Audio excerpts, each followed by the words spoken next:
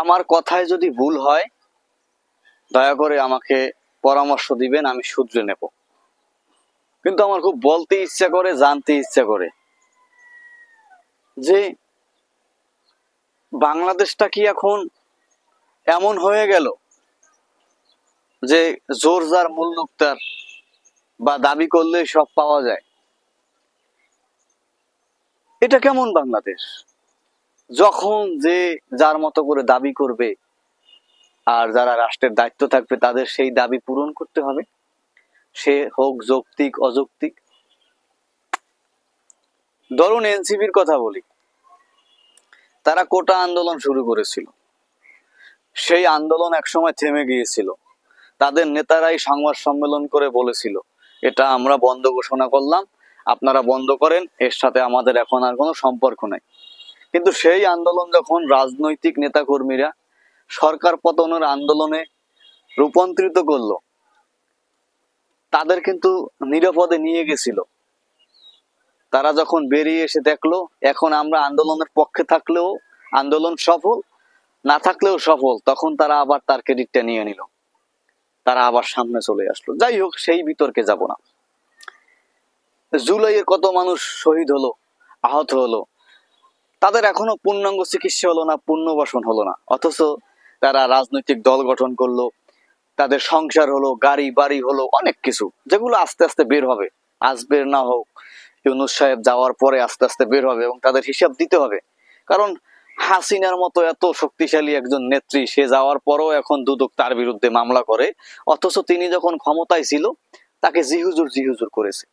আমার কথাগুলো অনেকের গায়ে লাগতে পারে, কিন্তু ভাই এটাই চিরন্তন সত্য।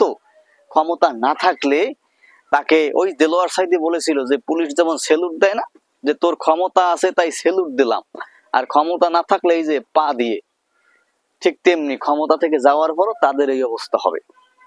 এখন এনসিপি শাপলা চায়। আচ্ছা ভাই, এনসিপি শাপলা চায় কোন এখতিয়ারে? তারা জুলাই আন্দোলন করেছে এজন্য?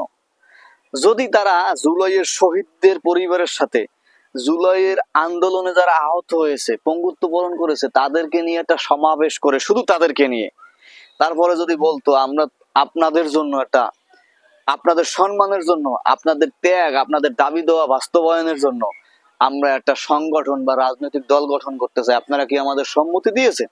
যদি তারা বলতো হ্যাঁ দিলাম, তখন যদি তারা রাজনৈতিক দল গঠন করতো, তাহলে আমিও তাদের সমর্থন করতাম, তাদের সম্মানার্থে বলতাম যে হ্যাঁ দেও তাদের শাপলা। কিন্তু তারা তো কারো মতামত নেয়নি, তারা কি কিংস পার্টি হয়েছে?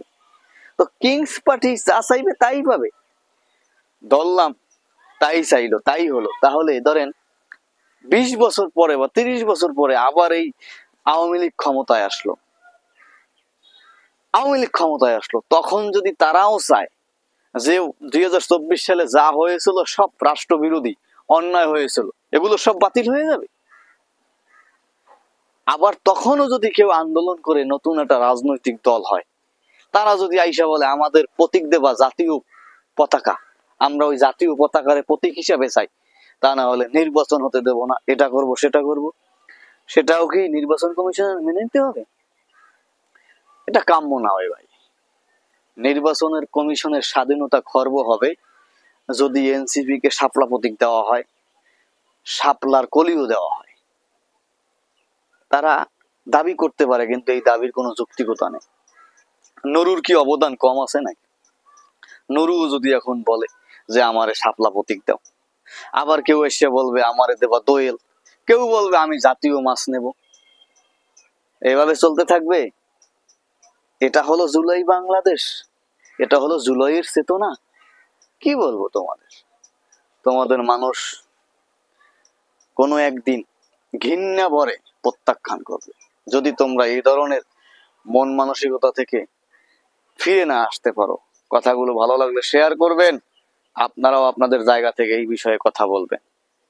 মানে এই বিষয়গুলো ভাবনার, চিন্তার অনেক কিছু, এটা নিয়ে ভাবতে হবে আমাদের পরবর্তী প্রজন্ম কি শিখবে, তারা যেন প্রশ্নবিদ্ধ না হয়। আমি আমার দায়বদ্ধতার জায়গা থেকে কথা বললাম, আপনাদের সামনে তুলে ধরলাম, বিচার করার দায়িত্ব আপনাদের। আসসালামু আলাইকুম।